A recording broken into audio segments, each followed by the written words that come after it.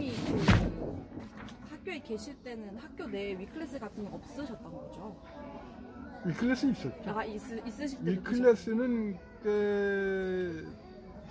꽤 됐고요. 근데 위클래스는 상담 교사가 배치된 것이 네. 이제 아직 중등은 거의 90%가량 된 것 같고, 네. 근데 의외로 초등을 그 쉽게 봤어. 어. 서희초 사건의 배경도 그런데 네네. 초등 아이들은 상담이 필요 없다 이런 어떤 잘못된 인식을 갖고 있었어요. 아, 그래가지고 좀 설치율이 지금도 50% 고등학교 정도밖에 안 될 떨어지는 거예요. 사실은 초등이 더 중요한 거야. 그 초등학교 특히 ADHD는 네. 전문가들은 그래요. 초등학교 2학년 서천석 교수님, 서천석 네. 원장님이 초등학교 2학년 때까지가 적기다. 그 골든타임이라고 골든타임이다. 네. 그러니까 그때 초등학교 1, 2학년에 우선적으로 배치가 돼야 돼요. 상담 선생님이. 근데 지금 예, 약간. 근데 지금은 이 상담 교사는 한 50%밖에 안 되고 상담사, 네. 상담사나 혹은 순회, 파트타임으로 순회하는 네, 분들이 계시는데 그건 아니다. 뭔가 이렇게 주기적으로 있으면서 아이의 상황을 계속 주기적으로 체크할 선생님들이 그렇죠. 필요한데 아직 지금 상주하고 그게 지금 시스템이 안 돼 있어서. 근데 제가 우리 딸내미 말에 의하면 지금 이 서희초에도 상담 교사가 없었다. 그런 얘기가 있어요. 그래서 야 이거 특히 이제 우리 딸내미도 처음에 막 큰 학교야. 네. 어마어마하게 커. 네. 건물도 막 6층인가 7층인가 초등학교 건물이 그게 말이 돼요? 근데 뒤에 저쪽이 저분들이 찍히면 안 되지. 네. 근데 과밀 학급에다가 또 거대 학교야. 이거는 우리끼리 솔직 토크를 우리가 해야 되는데, 네. 제가 2010년도 11년도에 서울시교육청에 학교 폭력 때문에 파견 나갔어요. 네. 그때 학교 폭력이 문제된 지역들이 그런 지역이에요. 뭐 서초 학급당 인원수가 많고 네. 거대 학급인 경우 이게 스트레스가 엄청난 거예요, 애들한테. 심지어는 그 관악구의 어떤 학교에서 연쇄적으로 자살을 하려는 애들이 움직임이 있다고 컨설팅을 요구를 해온 거예요. 네. 저한테. 그래서 무슨 솔직히 무슨 관악구에서 무슨 자살이. 가봤더니 뺑 둘러서 새 아파트가 있어요. 그래서 운동장 좁고 그러니까 애들이 숨을 못 쉬어요. 그렇네요. 과밀학급, 거대학급 같은 그런 게 아이들에게 좀 큰 스트레스가 될 수 있는. 스트레스 되죠. 그리고 이제 그게 이제 일단 다 얘기해놓고 나중에 걸릴 걸 걸으세요. 강서구 목동, 네. 목동, 그다음에 노원구 중계동. 거기가 학구열이 좀 높기로. 학구열이 높고. 네. 그래서 그게 부모님들의 착각. 애들이 많으면 특목고를 가는 학생 수가 늘어나거든요. 비율상. 그렇죠. 그런데, 사람이 많은데. 그런데 엄마 아빠들은 착각을 하시는 게 내 아이도 갈 수 있을 것이다. 저 학교가 많이 보낸다 이게. 네. 심지어 서희초등학교도 제가 구글에서 서희초 검색을 해봤더니 복덕방에서 뭘 내놓냐면 학교별로 특목고 자사고 이런 거 보낸 기준 같은 거. 그 서희초 같은 경우에도 이건 좀 보는 얘기이긴 하지만 완전 강남역 바로 근처에 있다 보니까 거기도 좀 주변에 이제 좀 잘 살거나 아이에 대한 학구열이 높은 학부모들이 굉장히 모여 있는 학교. 그치. 근데 현명하게 하려면 아이의 행복을 위한다면 조금 불편해도 거리를 그분들은 차 있을 테니까 학교 같은 차를 해더라도 학급당 인원수 적은 데로 보냈어요. 상당 그게 맞지 않냐. 아유 할 얘기가 많으니까 벌써. 다시 그러면 제일 처음부터 한번 시작을 해볼게요. 선생님께서 이 문제 행동이라고 불리는 그 행위를 낯선 행동이라고 정의하신 게 전 되게 인상 깊었거든요. 그리고 네. 그 낯선 행동도 학교 내에서의 그 적극적인 행동이랑 소극적 행동으로 나눠서 분류를 하셨는데 뭐 아이들이 보이는 그 낯선 행동이 어떤 것이고 그 안에서 선생님께서 분류하신 그 적극적 행동이랑 소극적 그 행동을 약간 예를 들어서 설명을 좀 해주실 수 있으신지. 그래요. 이게 이제 요 낯선 행동 도표. 네. 요거 이제 제가 만든 도표예요. 네네. 그 사제야 사제. 네. 이렇게. 근데 요 부분은 드라이커스라는 심리학자가 네. 1930년대. 이게 이제 이때는 이분은 이제 미스비어에 그리고 문제 행동, 네. 문제 행동의 원인을 이렇게 네 가지로 분석을 이렇게 한 거예요. 네. 이렇게. 이거는 그렇고 요 아래는 제가 이제 분류를 하는 거예요. 이제 선생님들 그 낯선 행동 상담을 하면서 계속 이제 나중에는 설문을 미리 받아요. 아, 그러니까 데이터베이스를 좀 예, 쌓으셔가지고. 예, 이렇게 해서 이제 이렇게 분류를 쭉 해보니까 이 대한민국 6대 낯선 행동이 있더라. 찢떴다, 방잠땡 이 6가지가 있어서 네, 네. 이거를 이제 양상을 거의 질문이 90% 이상이 이런 애들 때문에 질문을 하셔요. 아, 네. 근데 첫 번째는 이제 애들이 그렇게 요즘 수업 시간에 선생님 말에 끼어드는 애들이 많아요. 이러면 관종이다. 네네. 그런 애들이 이제 관심 끌려고 하는 그런 애들이고 네. 거기서 이제 양상이 좀 더 심해지면 떠들기도 하고 또 따지기도 하고 근데 떠들기 하고 방해하기가 있는데 어떻게 다르냐? 교사들은 본능적으로 알아요. 기분이 나빠. 그냥 떠드는 애들은 귀여워요. 네. 아유, 요거 그냥 그렇죠, 그렇죠. 귀여워 받고 싶어. 네. 이제 그렇게 귀여운데 네. 수업을 방해하는 애들은 그렇죠. 귀엽지 그때부터는 그렇죠. 이미 본능적으로 알아요. 그런 영상, 내가 따지는 것도 그렇고. 근데 저의 회심작은 요거예요. 네. 왜 이런 애들이 이런 행동을 하느냐. 목적은 이런 목적이 있지만 네, 네. 그 근본 정서적인 바탕 속에는 결국은 우울감이더라. 그걸 이제 이렇게 대놓고 그러면 대안이 뭐냐? 백신이 있어야 되지 않냐? 네. 코로나가 있으면 네. 백신이 있어야 된다. 네. 그 백신 두 가지는 공교롭는데 저는 담임의 아이들의 소속감을 키워줘야 되고 네. 교과 담임은 아이들의 자정감을 키워줘야 된다고 했는데 네. 이게 또 이 드라이커스라는 사람이 탁월한 사람이에요. 이 사람이 이런 행동을 안 하려면 이 두 가지를 북돋아 줘야 된다고 얘기를 한 거야. 그러니까 정확하게 저하고 일치라는 거예요. 네. 그래서 그 두 가지를 이렇게 했고 그다음에 그럼에도 불구하고 애들이 여기 넘치는 행동을 하는 거예요. 네. 그럴 때는 우리 둘째도 얘기했던데 생활 규정. 생활 규정. 우리나라는 그건 옛날에는 선도 규정이라고 해요. 아, 벌 네네. 주는 거. 네네. 근데 이 선도 규정이 어떻게 왜 사문화돼 있어? 학부모도 모르고 네. 학생도 모르고 심지어는 선생님들도 몰라. 자기 학교 내 학칙이 네. 교내봉사, 사회봉사 이렇게 쭉 있죠. 있어요. 네. 근데 중등에서도 사실은 제가 계속 문제시하는 게 뭐냐면 왜 규칙, 학칙이 분명히 있음에도 불구하고 낮은 단계에서 자꾸 이렇게 애들한테 브레이크를 걸어줘야지. 이걸 방치해놓고 있다가 이렇게 애들을 눈덩이처럼 커서 큰 사건을 일으키게 만드냐.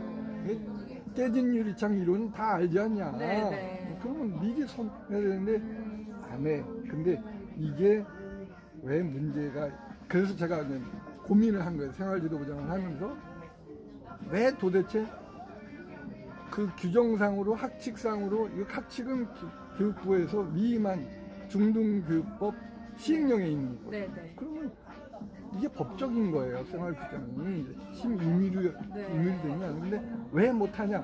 제가 분석을 했어. 그랬더니 네. 보니까 그동안 징계를 하도 안 하니까 징계에 대해서 연구를 안 한 거야. 네. 사실은 처방이잖아요. 네. 응? 그 의사가 이제 환자가 생겼어. 그러면 환자를 치유하려면 처방을 해야 되는데 이게 무슨 징계를 해보질 않으니까 경험이 없으니까 경험이 없으니까 계속 안 하게 안 하고 그리고 또 그런 게 이제 실제로 해봐도 네. 효과가 없는 거야. 아. 왜 없냐? 연구를 안 했잖아. 징계에 대해서. 네. 그래서 이제 그 문제점이 크고, 네. 그 다음에 이제 여기, 이건 생활기록부인데, 요거는 제가 애들 결국 소속감과 자존감을 키워주려면 네. 아이들 생활기록부에 징계를 적어야 되는 게 아니고, 아이들이 바람직한 변화가 있을 때, 네. 긍정적인 변화가 있을 때 이거 생활기록부 적어줘야 되는 거 아니에요. 그래서 애들이 우리 담임 선생님이 나 칭찬해 주셨네. 이렇게 그렇게 해서 하나하나 낯선 행동을 이렇게 변화가도록 하는 거고. 그 다음에 또 하나는 도표에서 네. 수업 방해보다 이쪽이 정도가 더 심한 걸 거 아니에요. 네, 그렇죠. 근데 왜 잠자는 거나 땡땡이를 수업 방해보다 더 위험하게 봤냐? 네. 그 얘기는 이 수업 방해 행위 요런 것을 이제 린다 엘버트 협동혼육이라는 네. 코어퍼티비티 서플링이라는 책을 쓰면서 요런 행동들을 다 열거를 했어요. 네. 열거하면서 그럼에도 불구하고 수업 방해에 긍정적인 측면이 있다. 뭐야 이 얘기는. 그래서 그랬더니 그 얘기 뭐냐면 이 아이들은 자해나 자살하지 않는다. 아... 왜? 포기하는 게 아니고 학교에 그렇지. 포기하기 때문에 학교에 나와서 스트레스 푼다 이거야. 네, 네. 야, 그래서 참 탁월하다. 그래서 이게 더 위험하다. 그런 것 같아요. 일단 봤을 때 방해하기까지는 그래도 아이가 학교의 일원이 되어서 그렇지. 그러니까 긍정적이든 부정적이든 뭔가를 표출하거나 행동을 하는 건데 네. 사실 그 이유는 뭔가 그 학교에서의 자기의 삶을 약간 응. 포기하는 느낌이 그렇죠. 드니까 잠자기 예, 땡겨가지고 마지 못해서 나오고. 네, 네. 그런 상황이다. 그러면 어쨌든 선생님께서 이 아이들이 이런 행동을 보이는 이유가 네. 우울감 때문이라고 하셨는데 네, 네. 저는 그 우울감의 원인이 뭐라고 보시는지 궁금하거든요. 이제 가장 큰 거는 이번에 김현수 원장님이 쓴 책 괴물 부모, 네, 네. 괴물 부모의 탄생인가? 네, 네. 거기도 이제 계속 그런데 이 괴물 부모가 탄생하는 나라들의 특징, 홍콩, 싱가포르, 일본, 중국, 한국 이런 나라들이 공통점이 어떤 계층 구조가 획일화돼 있다. 아, 성공과 실패가 확실하게 네, 나와 있는 거야. 네. 그래서 애들이 루저라는 감각을 갖는다. 그러니까 위너와 루저. 네. 근데 무슨 그때 노래도 나왔었잖아요. 그쵸. 외톨이 막. 근데 네네네. 이 루저라는 느낌을 갖고 사람은 살 수가 없어요. 그쵸. 그리고 여기서 우울감이 파생하는 거예요. 그러니까 어렸을 때부터 뭔가 어쨌든 배우게 되는데 네. 그때마다 뭔가 성공과 실패라든지 그렇죠. 늘. 누가 나보다 낫고 이런 줄 세우기를 맨날 그렇죠. 겪게 되면서 그래서 이 5나라의 공통점이 괴물 부모의 출현이고 그러니까 사회가 괴물화되는 거죠. 그렇죠. 그런 우울감이 쌓이면서 그런 것들이 이제 학교에서 표출되는 게 아까 말씀하신 그런 방식이고 그런 걸 해결하기 위해서는 학교에서 소속감이랑 네, 자존감을 올려주는 게 키워줘야 중요하다. 그러면은 다음 질문을 한번 넘어가 볼게요.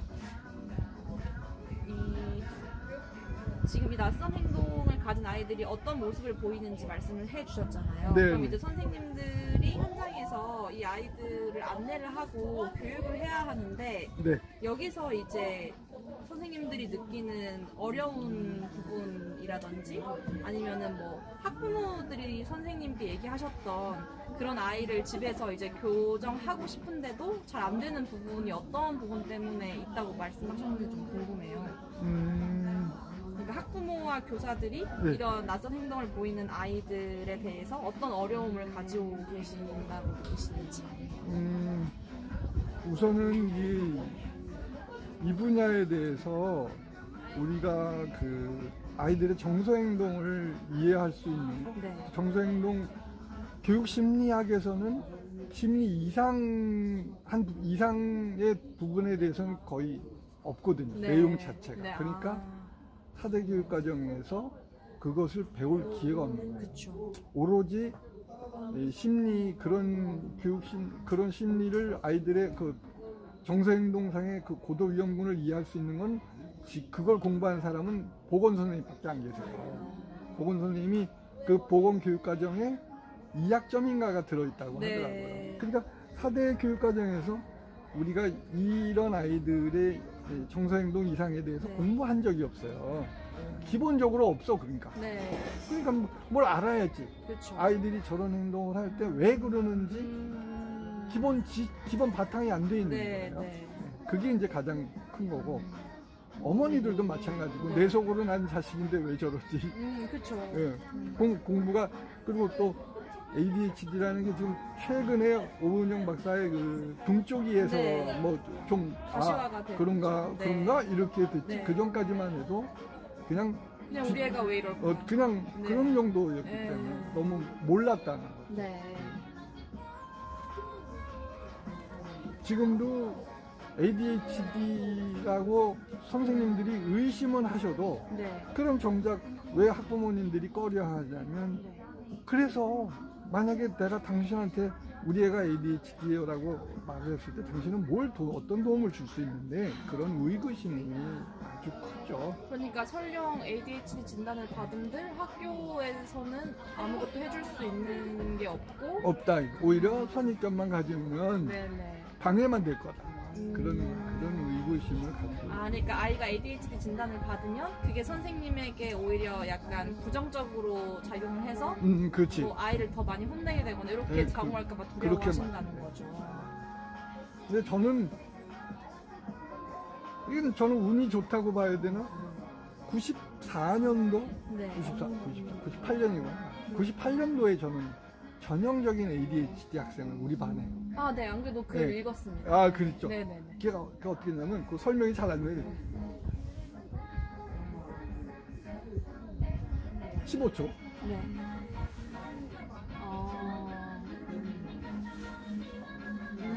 하루 종일. 그러니까 주의력 결핍만 돼요. 이게 뭐야? 이건 뭐 혼낼 수가 없는 상황이잖아요, 이게. 이건 이상한 건데, 이거. 너 왜 그래? 그렇게 할 수도 없는 거잖아요. 근데 그게 이제, 그것을 학부모 총회 때 어머님이 오셨는데, 이 어머님이 현명하셨어요. 그러니까 저는 학부모 총회 때 그냥 상견례입니다. 개별 상담은 못 합니다. 그렇게 하고 이제, 올해 아이의 장점도 한 가지 말씀해 주시고, 아이가 올해 이거 고쳐줬으면 싶은 거 하나 말씀해 주시고, 뭐 이렇게 해서 쭉 돌아가는데, 굳이 한 어머니께서 저희 아이는 꼭 개별 면담이 필요합니다. 끝나고서 그거에 당연히 해드려야지. 그래서 앉았더니 어머니께서 이 병원의 진단서. 그래서 그때 이제 연대 세브랑스 병원에 학습 클리닉을 다닌다, 우리 아들이. 이미. 근데 그 중1 때였거든요. 그 아이. 근데 초등학교 4학년 때, 초등학교 4학년 때부터 학습 클리닉에 다니고 있고, 지금 많이 좋아진 상태입니다. 그러면서 새학년 그러니까 그 의사 선생님께서 이 아이에 대해서 관찰 일기를 쭉 이렇게 수고스럽지만 일주일에 한 번씩 이렇게 편에 보내주시면 그거 상담하러 갈 때 아이의 변화를 살펴보도록 하겠습니다. 근데 야, 내가 안 혼내기를 정말 잘했구나. 이런 사연이 있었는데. 그래서 그렇게 계속 관찰일기 쓰고, 그다음에 이제 우리 교과 선생님들한테 그걸 이제 말씀드린 거죠. 얘가 이런 상태로 치료받고 있는 아이입니다. 그러나 이게 이제 개인정보이기 때문에 애나 다른 친구들한테는 얘기하지 말아주시고, 요것에 혼내지 대해서 말고 조금 이해를 해주시고 이런 식으로. 또 약 먹으면 졸릴 수도 있다고 합니다. 그럼 그 부분도 헤아려서 아이 지도를 해주시기 바랍니다. 그러니까 얘가 전혀 선생님들하고 트러블이 안 생겼어요. 그러니까 뭐냐면 선생님들이 약 먹는 환자라는데 뭐라 그럴 거야. 그러니까 그 다음부터는 애가 트러블이 전혀 안 생기고, 그러고서 애를 이제 3학년 때쯤 이렇게 만났는데 네. 중학교 3학년 네. 때 다시. 전혀 많이. 전혀 뭐 이상하지 않아. 어머니께서 엄청 그 당시에 ADHD라는 게 많이 알려져 있지 그렇죠. 않을 텐데 90 빨리 병원에 데려가서. 그렇죠. 그러니까 4, 5, 6 그러니까 그게 98년, 95년 정도에 네. 이 어머니께서 그렇게 하셨고 커밍아웃 하신 거예요. 그렇네. 그래서 이제 제가 제가 이제 영어과 출신. 영어과 네네. 그러면 바로 이제 새로운 상황이 벌어지면 그걸 이제 원서를 수입했든지 그래서 이제 공부를 시작해요. 방학 때 배낭을 이만한 걸 메고 네. 그때 이제 종로서적이 네네네. 교보문고에 네. 종로서적이 있었는데 네. 그러면 네. 배낭을 메고 가서 관련 서적을 싹쓸이 하시고. 해가지고 어떤 데 10권도 사고 네. 그래가지고 그걸 사가지고 방학 내내 보는 거예요. 연구를 하셨고. 예. 그래서 이런 새로운 듣도 보도 못한 병이 있구나. 그래서 공부를 하게 된 거죠. 그러면 그때 처음으로 어떻게 보면은 이렇게 뭔가 낯선 행동을 보이는 아이들이 정말 그런 질병이나 질환 때문에 그럴 수도 있겠구나라는 거를 좀 처음 이해하시고 관심을 가지게 된 계기가 되신. 그렇죠. 네. 그게 어머니께서 먼저 다가오신 거예요. 다가오셨어요. 그러면 사실 제가 느끼기에는 아까 말씀하신 것처럼 초등학교에 들어온 아이들 중에 사실은 ADHD인데도 진단을 안 받은 친구들이 훨씬 많을 것 같단 말이죠. 그럼요. 그럼 네. 선생님이 보시기에 어쨌든 그 아이가 개선되는 것도 보셨고 네. 직접 이렇게 가르쳐 보셨으니까 그 이후에 교육 현장에 계시면서 이 아이는 좀 치료가 필요할 것 같은데 아니면 적어도 진단은 필요할 것 같은데 라는 생각이 드셨는데 네. 뭔가 어떤 이유로 그 아이를 진단까지 못 나가게 됐거나 아니면 현장에서 느끼시기에 뭔가 치료가 필요한데 치료를 못 받고 있는 아이들이 좀 많다고 느끼시나요? 많이 있죠. 예, 그러니까 부모님들이 우선 이제 ADHD에 대한 이해가 자체가 없고 네. 초등학교 1학년인가 2학년에 지금 ADHD 전수조사 할 텐데. 그래요? 그죠? 그 얘기 안 써놨나? 그 1학년 때, 1학년이나 4학년 때 한번 그렇죠. 그 학교 내에서 검사를 하고 여기서 조금 이제 점수가 일반 수치에서 살짝 벗어나면은 이게 뭐 상담 선생님이나 위클래스 통해서 연계가 돼가지고 부모님이랑 상담을 진행을 한다고 하더라고요. 근데 담임 선생님이나 이제는 우리가 신경정신과에 대해서 아직도 주홍근 씨를 그러니까 ADHD 3대 어려움이 ADHD, 인터넷 중독, 우울증 이 세 가지거든요. 근데 신경정신과 그러면 부모님들이 요즘에 그 노이로제가 있어요. 아직도. 약간 그 정신병 사람이 정신병이다. 가는 곳이다. 예, 그래서 애도 그렇고. 왜 걔들은 이제 아이들은 이게 신경정신과 이러면 그 영화나 드라마에 나오는 그 정신병원을 생각해요. 갇혀 있는. 그래서 내가 또라이냐? 안 간다. 사실은 상담이거든요. 네네, 그렇죠. 그런 어떤 노이로제도 있고, 그래서 애들이 안 가려고 많이 그래요. 근데 이제 그걸 설득을 잘 해야 되는 거죠. 그러면은 제가 궁금한 게 이게 1학년이랑 4학년 때 그 검사를 하고 거기서 이제 좀 일반 수치에서 벗어난 친구들이 나오면은 그걸 뭐 담임 선생님이나 상담 선생님이 와서 부모님이랑 상담을 하고 제가 듣기로는 거기서 부모님이 동의를 해야 거기서 병원으로 연계가 된다고 하더라고요. 그래서 거기서 부모님이 어떻게 보면은 큰 키를 쥐고 있는 거라고 느끼는데 거기서 어떻게 보면은 지금 말씀하신 것처럼 어떤 정신과에 대한 안 좋은 인식이라든지 말씀하신 것처럼 그래 내가 그렇게 진단을 받았다 학교에서는 뭘 해줄 수 있냐 이렇게 뭔가 그 이후의 시스템에 대한 정보가 없거나 불신 이런 것들이 약간 그 이후의 연계 과정을 좀 차단하는 역할을 좀 하고 있다고 보시는 거죠. 그렇죠. 그러면 제가 그 이 마지막에 위클래스 관영해가지고 네. 문제점을 여기 말씀해 주셨는데 네네. 이게 학교 인원수에 상관없이 한 명의 상담교사만 근무한다고 하더라고요. 네네. 여기 이 한 명의 상담교사 같은 경우에는 전체 학교 내에서 뭔가 뭐 친구랑 싸웠다든지 학교 내에 뭐 학교 폭력 같은 게 있다든지 하면은 제일 먼저 찾아가는 교사라고 생각하면 되는 건가요? 담임 선생님 외에? 그렇죠. 네. 담임 선생님이 의뢰도 하시고. 아, 의뢰를 하기도 네, 지금은 내가 그러니까 얘는 하고. 네. 담임 의뢰가 많아요. 그쵸, 요즘은 아무래도. 그리고 애들끼리 다툰 거고 네. 회복적 서클이라서 당사자 놓고 이렇게 하는데 네. 그런 것들이 그런 싸우지 말고 말로 풀어라 아니야. 그렇죠. 근데 그 말로 하려니 한 건에 막 몇 시간씩 걸려. 아, 그 애가 집에 오면 집에 오자마자 뻗어. 그렇네요. 아. 뻗어가지고 9시나 뭐 간단하게 먹고 네. 뻗다가 이제 운동하러 이제 지금도 살아야 되잖아요. 네. 그게 운동을 뭐 하러 가거나 네. 근데 요즘은 그것도 못하고 너무 이 손님이 많으니까 네. 지쳐가지고 그쵸. 그래서 어떤 날은 밥 먹고 바로 그 다음날 아침에 일어나 아.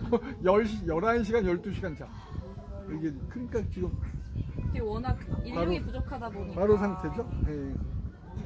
보면은 이제 그렇게 학생 아까도 말씀드렸지만 네. 학생 수 많고 학급 수 많으면 이거는 애들이 집은 뭐 아파트가 뭐 몇십 평 되는데 학교에 오면 돼지우리가 돼요. 아, 그렇네요.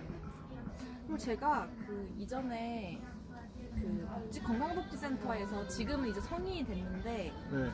중학교 때부터 이제 좀 정신질환을 앓았는데 말씀하신 것처럼 뭐 부모님이 정신병원을 가는 걸 안 좋아하기도 하고 네. 본인도 좀 안 좋은 시각이 있어서 못 갔다가 성인이 돼서야 치료를 받는 친구를 만났었거든요. 근데 그 친구가 말했던 게 학교에 위클래스가 있었는데 학생들 사이에서 이 위클래스가 약간 정신이 나약한 애들이 가는 곳이다라는 안 좋은 인식이 퍼져가지고 누가 가면 누가 갔다고 소문도 나고 그리고 그게 사실은 그런 고민을 부모한테 말하고 싶지 않은 경우가 많은데 그게 아무래도 그렇게 말하면은 부모한테 보고가 가는 시스템이다 보니 네. 아이들이 그곳을 약간 편하게 인식하지 못하는 것 같다라고 말을 하더라고요. 그거는 상담을 그 학부모한테 연락하는 그 부분은 이제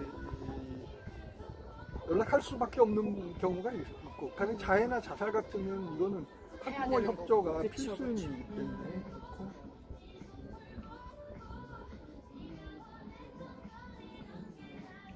뭔가 학교 내에 위클래스라는 게 어떻게 보면 아이들이 마음이 힘들 때나 나는 왜 이럴까라는 생각이 들 때 가장 먼저 찾아갈 수 있는 가장 가까운 곳인데 곳이잖아요. 지금 이제 이번에 그 조치 중에 이게 뭐 고도위기 학생 분리 조치 3호, 4호, 4호 이렇게 지금 교육부 고시에 이렇게 나오는데 분리를 거기서 치명적인 실수를 하고 있는 게 뭐냐면 3호나 4호에 대해서 단위학교 규칙에 따른다 이렇게 해놔버렸어요. 거기를 그냥 약간 자율적으로. 네, 근데 그러면 그거를 이제 성찰실인데 말하자면 성찰실을 상담실로 하려고 하는 거야. 근데 그건 좀 넌센스다.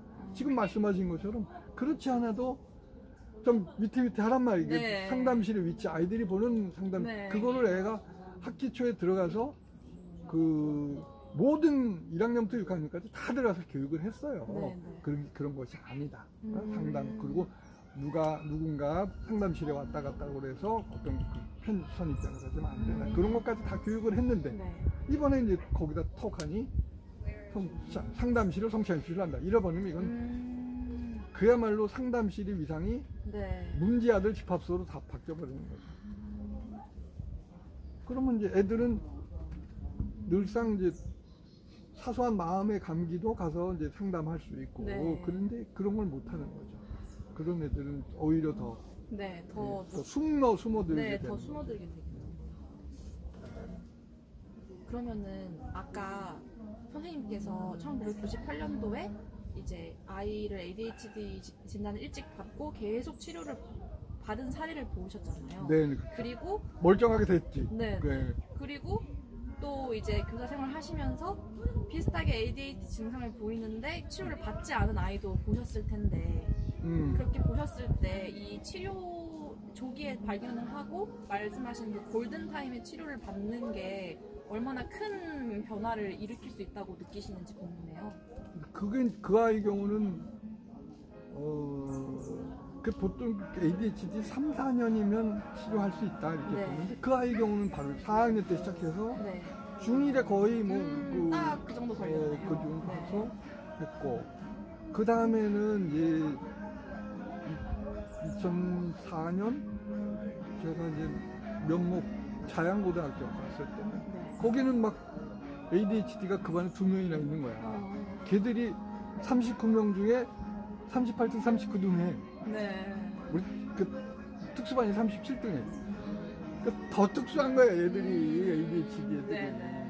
근데 기왕에 이때도 그 두 아이를 38등, 39등도 어머니, 아버님이 오셨어. 네.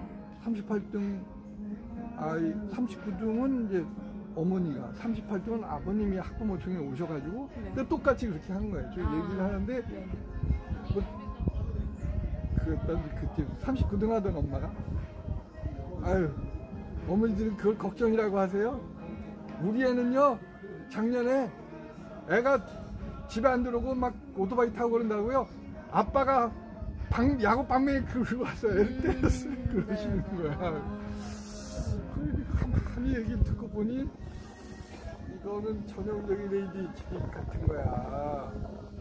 그것도 38등 하나 또 뭐 유치원 다녔을 때부터 이상하게 애가 유치원에 데리러 가면 애들은 선생님 옆에 주변 옹기종기인데 우리 엄마는 그 미끄럼틀 밑에 혼자 있고 그러더라는 거고. 그 얘기를 들으니까 이 자폐나 ADHD가 의심된다. 네. 그래서 처음부터 이제 그 두 분이 오셔서 커밍아웃을 해주셨으니까. 근데 저는 이제 그동안 그 ADHD를 공부를 한 거야. 네. 네. 책도 사다 보고 네. 또 보건소에 가서 보건소에 또 보면 ADHD 그게 있더라. 네. 그게 그래서 강좌가 있어 2시간짜리. 네. 그럼 토요일에 가서 또 듣기도 하고. 그러니까 저는 이제 어차피 애들이 이상한 애들이 다가오는데 그럼 대비를 해야 될 거 아니야. 그렇죠. 그럼 어차피 다가올 미래니까. 네. 그래서 그렇게 하고 있었고 이제 어머니 아버님하고 이제 제가 그래서 적절한 기회에 말씀을 드린 거지. 그럼 그래 보인다 이런 식으로. 네.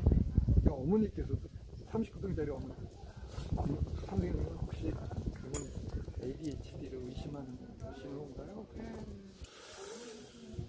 아니 그거 말고 특별하게 어떻게 이렇게 이유를 찾아내기가 힘들어서 그랬더니 어머니께서 그럼 나와서 그런 얘기를 할 정도니까. 네. 그러니까 마음이 좀 열리신 거죠.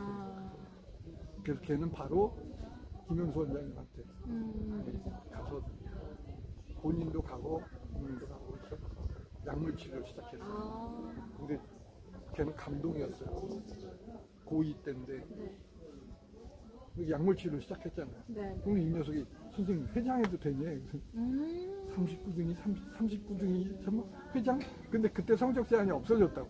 네. 그때 막 광명 교육감 들어주면서 그런 거 하지 마라. 그건 왜 성적이 그 자격 제한을 줘야 되나? 말 맞는 거지. 그때는 공부를 못하면 반성이 못 됐나요? 성적 30%뭐 제한이 있고 그랬어요. 오, 그래요? 그 전에 그랬어요. 너무한 거 우리가 웃기는 세상에 살고 있었다고. 몰랐네요. 그래서 뭐 내가 뽑냐 애들이 뽑지 그랬더니 회장이 되고 나서 하나 얼마나 그냥 열심히 하려고 했었는지. 그러니까 그게 아까 말씀드렸지만 소속감과 자존감 아니에요. 네, 이게 긍정적인 피드백이 쌓이는 게 그래. 애들한테 중요한 것 그렇지. 같아요. 그러니까 이 녀석이 회장이야. 소속감. 그리고 또 얘는 ADHD 너를 사랑해 보니까 승민이도 시애틀인가를 6개월인가 1년 보냈더라고. 네. 근데 그게 이제 의사가 우려했다는 얘기가 나오거든요. 네. 부모의 손길이 안 닿는 상태인데 어린 얘도 나이에, 네. 캐나다로 2년 갔다 왔어. 초등학교 몇 학년부터 2년 동안 갔다 왔는데 어머니 말씀 애가 괴물이 돼서 돌아왔어요. 2년 동안 가서 네. 너무너무 외로웠던 거예요. 그쵸.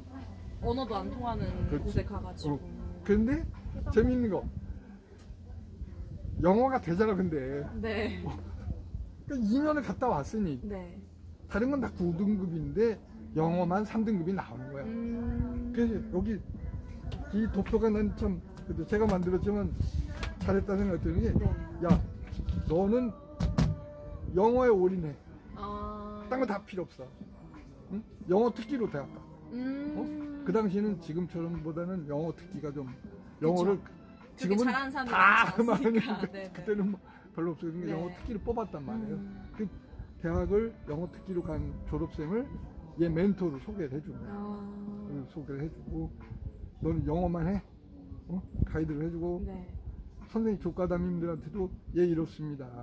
얘가 지금 자존감 느낄 수 있는 건 영어 하나뿐입니다. 네. 얘가 영어 특기로 갈 수 있도록 멘토도 붙여주고 했으니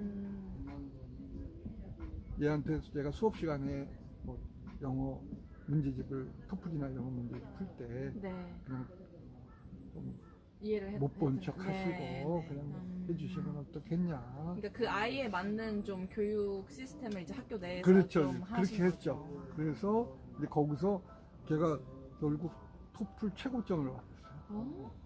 워낙 영어엔 센스가 있어. 이게 또 ADHD의 특징이 본인이 진짜 좋아하는 거에는 또 맞습니다. 불을 밝히고 집중을 맞습니다. 하잖아요. 예, 맞아요. 예. 그러니까 어떻게 보면은 그걸 잘 살린다면 한 분야에서 엄청난 전문가가 맞아요. 될 다 그런 잠재력을 거야. 지니고 그런 거야. 있는 이렇게 거죠. 39등이 그랬지? 네. 38등 얘는 무려 4개월을 자네예요. 수업 시간에 3월부터 6월 달까지 잤어. 근데 그러니까 생활기록부에 전 생활기록부를 애들 자존감 받는데 네. 그때 야 생활기록부에 너희들 자격증 지금은 뭐 바뀌었는데 각종 자격증을 생활기록부에 적어준다고 하더라. 네. 그러니까 니네들 갖고 있는 거 다 갖고 와라. 그럼 얘는 또 못 들어. 맨날 자니까 못 듣지. 그쵸. 아빠한테 이제 아버님 이거 이렇게 해주세요. 그럼 우리는 서로 한 편이거든. 여기도 왔었어요. 그렇죠. 그래가지고 이제 자격증을 5개인가 보내줘. 초등학교 5학년 때 얘가 컴퓨터 관련 자격증 5개. 또 그쪽에 재능이 저기 있는 거야. 그래서 근데 내가 ADHD를 몰랐으면 이 걸레 같은 놈이 앉아 있어. 봉도 남발을 하고 네. 귀도 막 귀걸이 해가지고 고름이 찍찍 나오고. 네. 이게 사람도 아니고 그럴 텐데 근데 이미 좀 알고 알고 있으니까. 보니까. 그러니까 그거를 걔한테 생활교육에 입력해주고 그거 알려주고. 네. 그리고 또 그때 IT 꿈나무 장학생이라는 게 있었어요. 그래서 그거 추천도 했어. 그러니까 애가 거기서 이제 깨기 시작한 거야. 천덕꾸러기에서 네. 서서히. 근데 이게 선생님 말씀을 듣고 느끼시니까 사실 선생님이 정말 대단한 분이시고, 사실 지금 초등학교 선생님들 같은 경우에는 그러니까 이게 한 아이에게 엄청 깊은 집중을 할 수가 없는 상황이잖아요. 그렇죠. 그러다 보니까 이게 아무래도 지금 뭐 교권 같은 경우에도 학교가 병원이 아닌데 이제 교사들이 아이를 고쳐줄 것을 바라고 네, 그런 것까지 좀 무리한 요구를 한다고 많이 말씀을 네. 하시잖아요. 그래서 네. 사실 이거를 학교에서 전부 이제 선생님은 어떻게 그래도 학교에서 병원 권유도 하시고 그걸 통해서 아이가 치료도 받고 이거는 정말 어떻게 보면은 잘된 케이스인데 이렇게 아이가 ADHD인 것 같다라고 얘기를 했다가 무슨 소리냐라고 하면서 막 선생님한테 화를 내는 경우도 있고 이런 경우도 사실 학교 내에서 많을 것 같더라고요. 네. 그거 오늘 제가 못 챙겨왔네. 38등 하던 아이는 걔는 늘 잠만 자잖아. 네. 근데 그 옆에 애를 그 짝꿍을 걔가 초등학교 때 같은 반 했던 애가 여학생이 있었어요. 네네. 그래서 걔한테 관찰 일기 써달라고 했어. 별거 아니야. 그냥 네네, 짝꿍. 뭐 했냐? 네. 1교시 잤다, 2교시 잤다, 3교시 잤다, 4교시 나갔다. 네. 이것만 쓰게 했어. 네. 그걸 싹 써서 놔뒀다가 아버님이 학교 오신 날 제가 그걸 아버님으로 잠깐 좀 읽어보고 계셔요. 그리고 이제 읽을 시간을 드렸어. 네, 네. 그랬더니 아버님이 스스로 뭔가 해야 되겠구나 느끼죠. 그러니까 그렇게 해서 협조를 구한 거예요. 팩트. 근데 사실 어떻게 보면은 부모가 가장 적극적이어야 하는데 그 부모를 적극적이게 만들기 위해서 선생님들이 노력하고 계신 상황인 거죠. 그렇죠. 노력을 해야 하고 제가 이제 말씀드린 게 별로 몰라도 아는 척해라. 왜냐면 그런 부모들의 불안. 네. 아무것도 모르는데 내가 괜히 얘기했다. 이러니까 아는 척을 하셔야 선생님들도 부모님들도 믿을 수가 있다. 그리고 담임이 이 얘기만 해주면 돼. 교과 담임들한테 이 아이가 이렇게 이 아이에 대한 상황을 정확히 해주고 그 약물 치료 받고 있다든지 그러니까 그러면 선생님들이 적어도 싸우려고는 안 한다고. 잠을 자더라도 뭐 약 먹으면 졸립대는데 자거나 그럼 싸울 일이 없잖아. 근데 그걸 모르는 상태가 되면 너 새끼야 너 난 무시해? 이런 그런 분 이렇게 또 괜히 자는 애들 건드리면 기분 나쁘면 애가 씨발 이런다고. 근데 그냥 애들 하는 말이거든 씨발이 요즘. 그냥 뭐 그게 욕도 아니야. 그냥 씨발. 애들 때 제일 달고 사는 것 같아요. 저 중고등학교 때. 본인도 몰라. 선생님이 근데 선생님한테 한 얘기는 아니에요. 네, 그쵸. 본인이 그냥 본능적으로 나온 거. 이게 제가 어쨌든 선생님 계셨을 때 위클래스가 있다고 하셨으니까 이게 어쨌든 제가 듣기로 1학년, 4학년 때 그 검사를 하고 그걸 1학년, 4학년 때 2번밖에 안 하는 이유가 문항이 똑같아서 매해 진행하면 아이들이 그걸 외우기 때문에 3년에 한 번씩 진행한다고 들었거든요. 분께 여쭤보기에는 제가 1학년 때는 부모가 할걸요? 부모도 하고 아이도 하는 것 같아요. 그래? 네네네. 근데 이걸 어쨌든 했을 때 만약에 이제 학부모가 동의를 하지 않으면 중단되는 것도 문제긴 하지만 만약에 부모가 알겠습니다, 아이가 치료를 받겠습니다라고 결정을 했을 때 어떻게 병원으로 연계가 되는 건지, 그게 뭐 학교에서 안내하는 시스템이 있는 건지 아니면은 부모가 내 치료 받을게요 한 이후에는 오로지 부모만의 몫인지가 좀 궁금해요. 지금 학교 시스템이 어떻게 되어 있는지. 그거는 딸내미랑 한번 통화를 지금 어떻게 진행이 되고 있는지.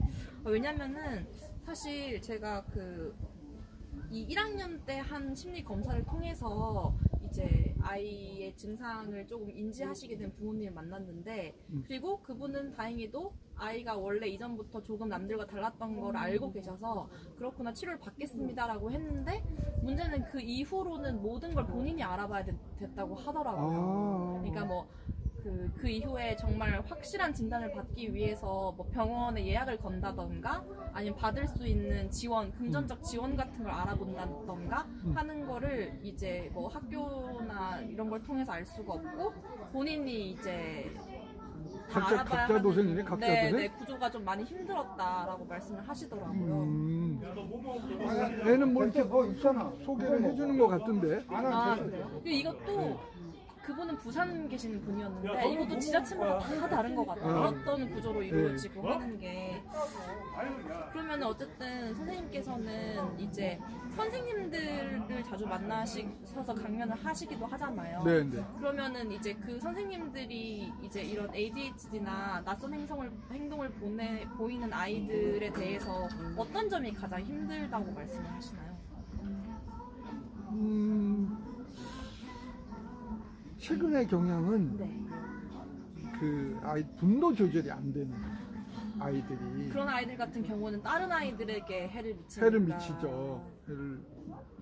직격탄을 하는 거지.